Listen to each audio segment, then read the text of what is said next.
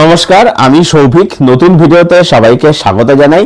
এখন এই ভিডিওতে রিভিউ করব জি5 এ রিলিজ হওয়া একটা সিনেমা নিয়ে, যেটার নাম হচ্ছে হিসাব বরাবর, যেখানে আমরা আর মাধবনকে দেখতে লিড চরিত্রে অভিনয় করতে, তার সাথে রয়েছে এখানে কীর্তি কুলহারি এবং এখানে ভিলেন রয়েছে হচ্ছে নীলনিধি মুকেশ। ছবিটা কিরকম হলো?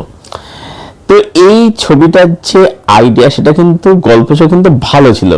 যে আর মাধবন একজন ট্রেনের টিকিট কালেক্টর চেকার আর কি।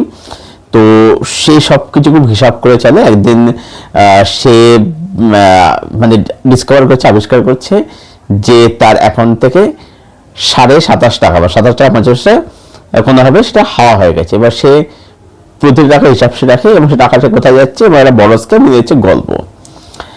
এবারে এই যে থিমটা, এটা হচ্ছে একটা বলতে পারে যে এটা কমন ম্যানের গল্প বলছে, বা আমাদের দেশে কমন ম্যান সাধারণ মানুষের গল্প এখানে তুলে ধরছে। অবশ্যই আইডিয়া খুব ভালো।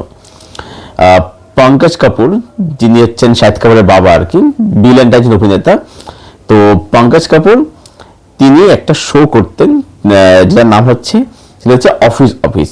সেখানে তিনি মুস্তাফিজুর আলমের ক্যারেক্টার প্লে করতেন।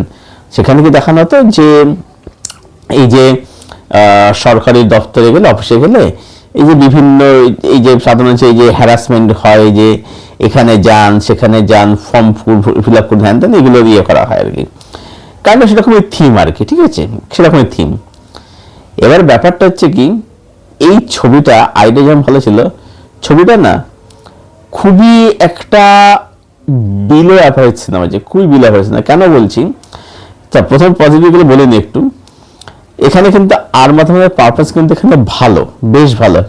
কীর্তিকুলের পারপাস কিন্তু ভালোই, খারাপ নয়, ঠিক আছে।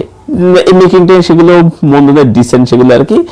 আর খুব ছোট ছবি, 1 ঘন্টা 51 মিনিটে টু দ্য ওয়ান চলে, বোর করে না, ঠিক আছে। তুই ছবিটা ঝাড় খাচ্ছে কোথায়?